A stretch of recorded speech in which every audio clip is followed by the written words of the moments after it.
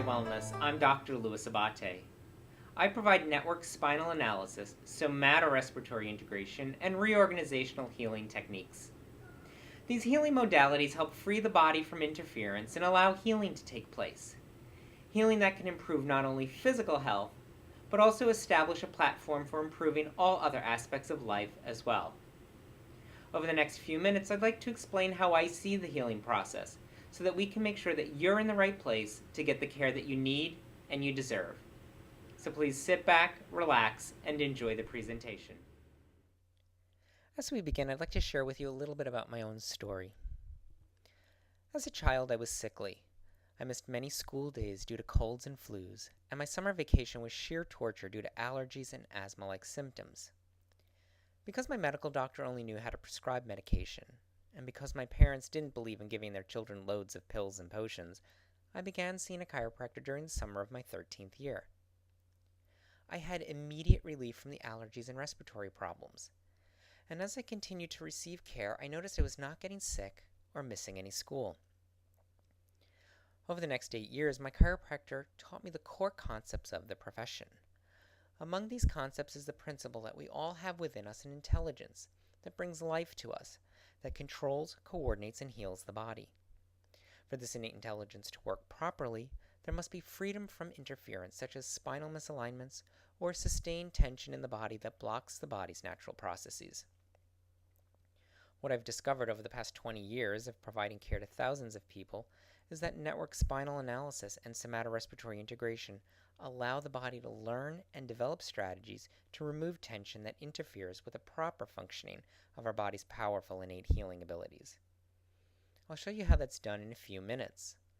But first, let's discuss the healing process and where interference can come from. One way to view the healing process is as a triangle, with each of the three sides representing an equally important goal. My first and foremost goal is to assist you in regaining your health. The second is to assist you in keeping it. And my third goal is to help you continually enhance every aspect of your life. All three sides of this triangle are essential in your living well and with harmony and fulfillment. Network spinal analysis, somatorespiratory integration, and reorganizational healing techniques are the tools we use together to accomplish these goals. Now let's first examine what causes us to lose our health. No matter what disease you can think of, a common underlying causative factor is stress. Even a conservative organization like the CDC admits that about 90% of all disease on the planet has a common link to stress. Did you know that researchers have found that today we have anywhere from 500 to 1,000 times more stress on a daily basis than our great-grandparents? Stress comes in many forms and interferes with our body's innate healing abilities, causing illness and disease. But where does all the stress come from? There are three main categories of stress. They are the physical stresses, such as slips, falls, car accidents, sports impacts and injuries, being over or underweight, for example. Then there are the emotional stresses, such as from job, family, finances, relationships, the stress of being sick, anxiety and depression, for example. And then there are the chemical stresses, such as drugs, whether they're recreational or prescription, food additives, preservatives, pollution, sugar, alcohol, caffeine, vaccines, for example. Why, even waiting for the light to change in New York City exposes you to more environmental stresses in the form of chemical and noise pollution than farming ancestors experienced in their whole life. Now you may be asking, aren't there some benefits to stress? There are. However, it should be mentioned that all of the benefits are short-lived at best. These short-term effects are a burst of energy, memory, immunity, and a decreased sensitivity to pain. Most of us, however, are more aware of the long-term negative effects of stress on the body.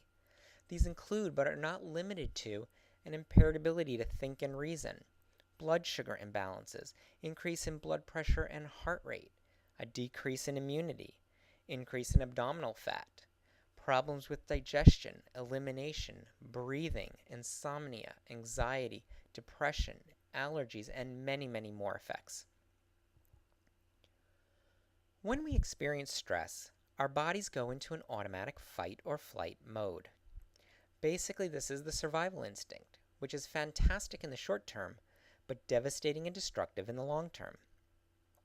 The only thing required of us in a true moment of danger is to stand and fight or run away from harm. Over the thousands of years of human evolution, this mechanism has not changed, but the stresses that trigger it have. We no longer may be running from the tiger that was ready to eat us, but now we're running from faxes, emails, rush hour, balancing our checkbooks, or juggling our social lives.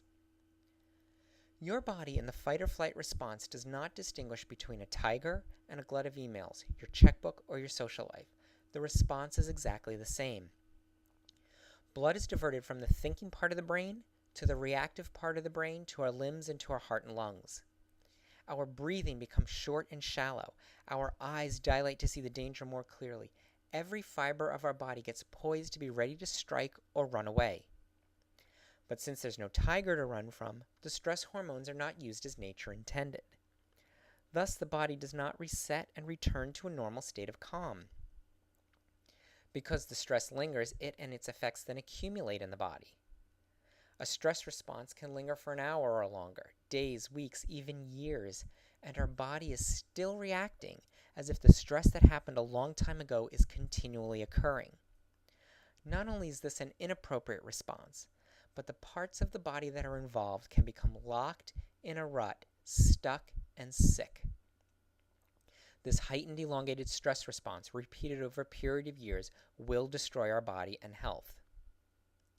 As the stress of daily life continues to accumulate, we get to a point where we're pushed over the threshold of the body's tolerance and symptoms of illness appear. Most of us are in such a chronic stress state and we don't realize it. Too often we pay little or no attention to our body until it screams back with symptoms or diseases. These symptoms and diseases are the body's way of saying, stop, pay attention, something must change. At this point, we usually seek advice, attention, or treatment because we're noticing how limited and uncomfortable our body is becoming or how inconvenient our life is becoming.